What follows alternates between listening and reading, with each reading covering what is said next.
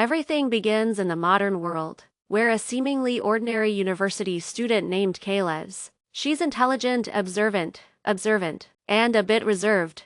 Her greatest passion is reading romantic novels, especially one particular historical romance with a dramatic and emotionally charged plot. This fictional world is filled with court intrigue, power struggles, noble families, and of course, passionate love. Kay dreams of being part of that world, but only in her fantasies she knows all too well how dangerous and unpredictable such a life would truly be. But everything changes in an instant by some mysterious force. She is suddenly transported inside the novel itself. When she awakens, Kay discovers that she is now Cha Seong Cheok, the daughter of a noble family and a minor character in the original story. Her new identity holds little narrative significance in the book, but now she has to live this life for real. All she wants is peace, a quiet life away from palace conspiracies, power struggles, and romantic entanglements. But fate, as always, has other plans. One night under a bright full moon, she encounters Lee Bon, a charismatic and emotionally distant man who is the true hero of the novel's world.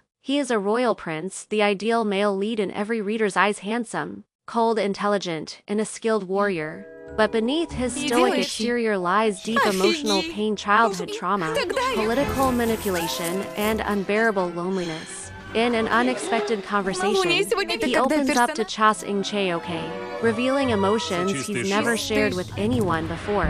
That night becomes a turning point for both of them.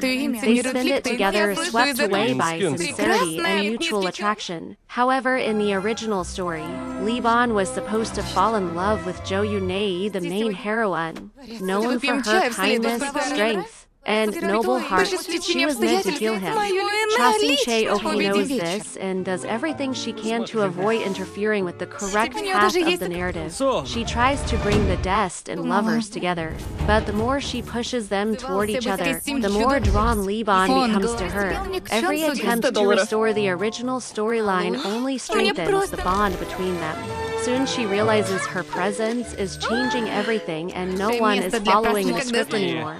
This internal conflict between logic and emotion turns into a full-fledged love triangle, with Cha Seong Cheok torn between doing what's right and embracing all that defies fate. Can you give up love for the sake of someone else's happiness? Or is her love not a mistake at all, but the very piece the original story was missing? Meanwhile, other plotlines develop. Jian Soo-ji-yoon, a young and ambitious officer, is drawn into the unfolding drama. He is a symbol of honor, determination, and inner strength, aspiring to rise in rank.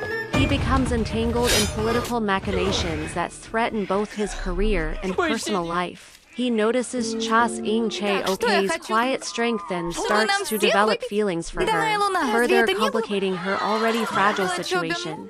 On the other side of the political chessboard is Do Hwa-seon, a woman with a clear goal to escape her dull life and climb into high society by marrying a man of influence. Her ambitions cross paths with Lee Bon, and she decides to act cleverly and ruthlessly.